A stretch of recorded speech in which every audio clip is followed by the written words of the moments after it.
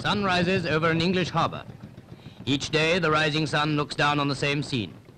And with each dawn, hard-handed, weather-beaten men follow the winding lanes that their fathers and grandfathers knew, down to the sea to fish. They and their boats discharge a simple duty, but from time to time they sail into the pages of English history on another and higher mission. Twice have the little ships of England left their nets and lobster pots ashore and sailed the seas for bigger game. Once when the beacons flashed the news of the Great Armada, and again they sailed 300 years later to the beaches of Dunkirk.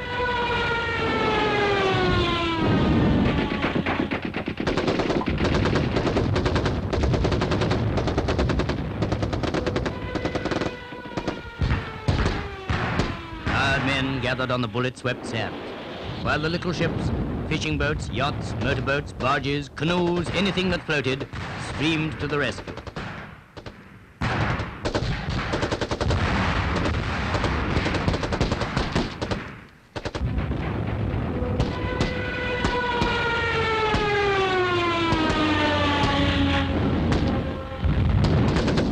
That strange fleet came somehow back to port. But all along the coasts of England were harbors with moorings that lay empty and unclaimed.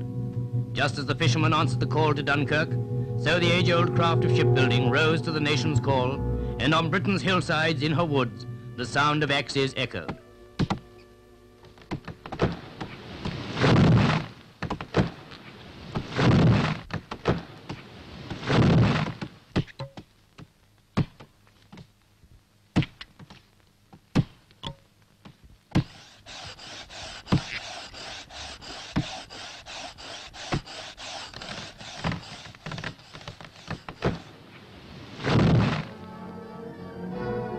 When the demand for wooden ships, and indeed for timber of all sorts, suddenly became urgent, a tremendous burden was placed on an old but tiny industry. Now oak was needed for the frames and planks of the new fleets, and elm for their fittings. The plodding timber dray and the laborious crowbar gave way to giant tractors and mechanized monsters that tossed tree trunks about like matches.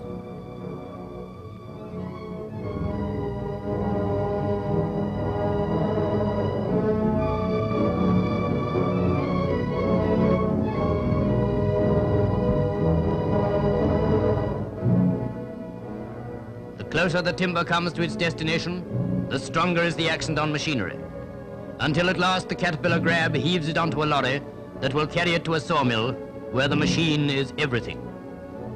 On arrival, the lorry is run under a wooden gantry that carries the traveling cranes which stack and pile the great trunks with smooth efficiency. No time is wasted as the crane lowers its steel grab and swings the 4-ton tree up over the piles of seasoning timber below and away to the top of the gantry.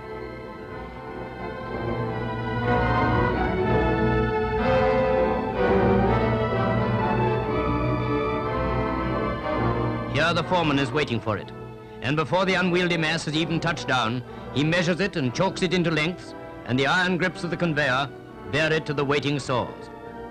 Exit an oak tree and enter job number umpteen for the shipyards.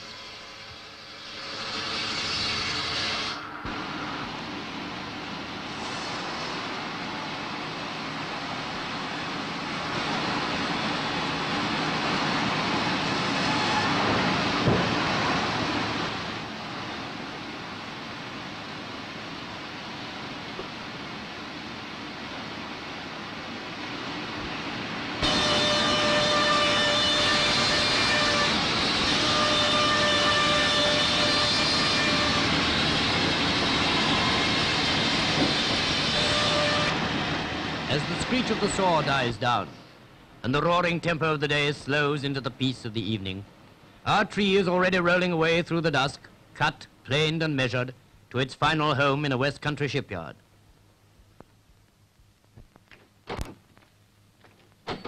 Morning finds a stream of workers crowding through the shipyard gates, and not far behind them comes the timber truck.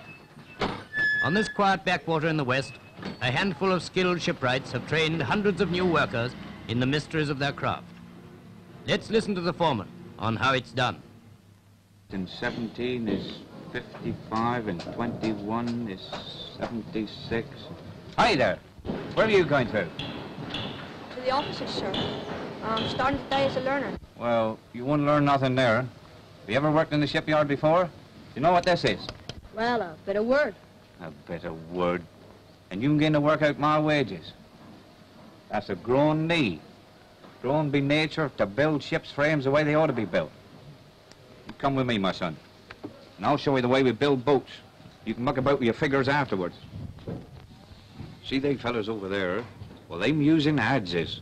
That's the oldest woodworking tool in England, and still the only one for the job of shaping up frames and keels.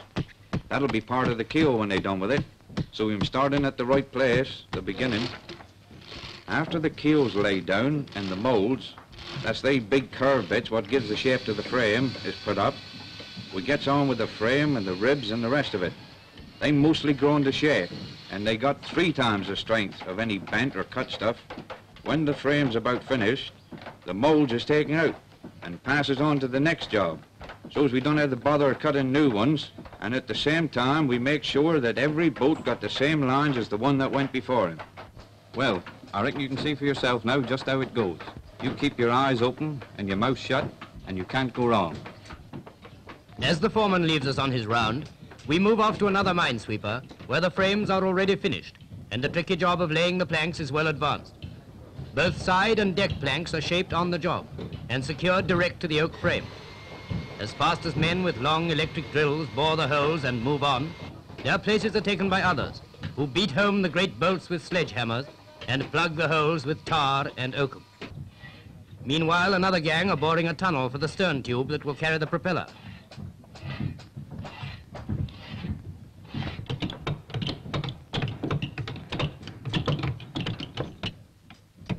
Without careful and expert caulking, a wooden ship is useless.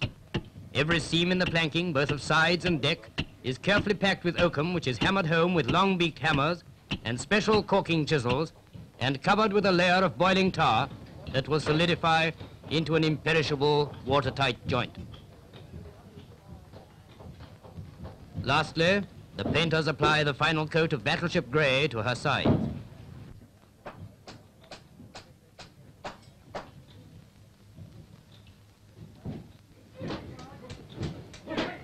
Down under the bulging sides, the launching gang are at work. And as the last block flies out, the launch is on.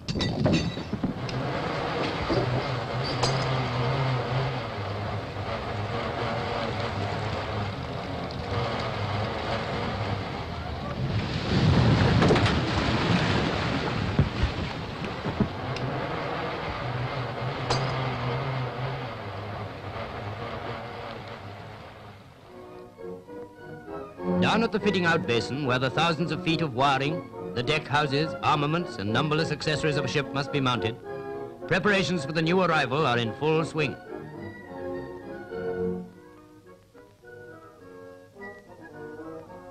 Packed together along the quay are wooden craft of all kinds, minesweepers, fishing vessels, fire floats, and the long motor launches for the air rescue service.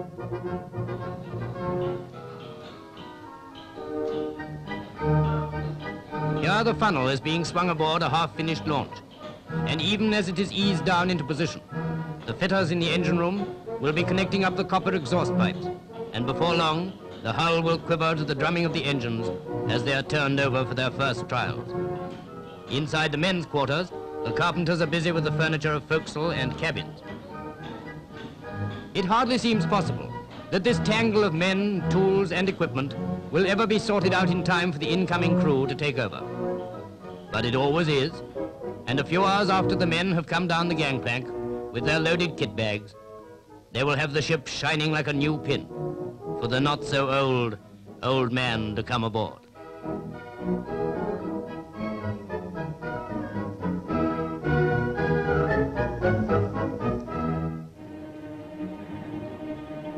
And now at last, the end of the road is reached.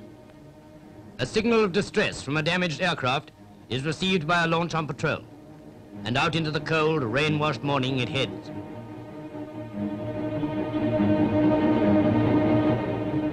From the crow's nest, the lookout sweeps the surface of the water for a dinghy, but the plane is still airborne, and as the launch sweeps up, the pilot bails out, and all eyes are fixed on the white gleam of his parachute as it floats down.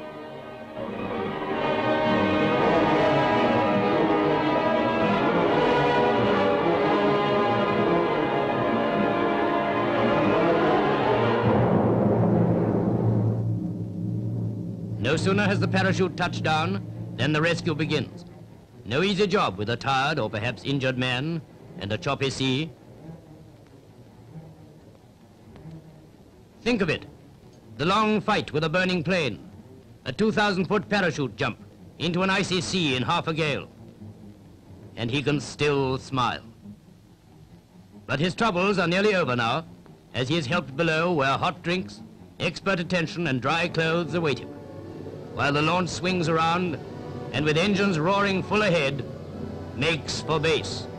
For them, it is just another job done, but a great job, and one of the many that are being tackled day and night by Britain's little ships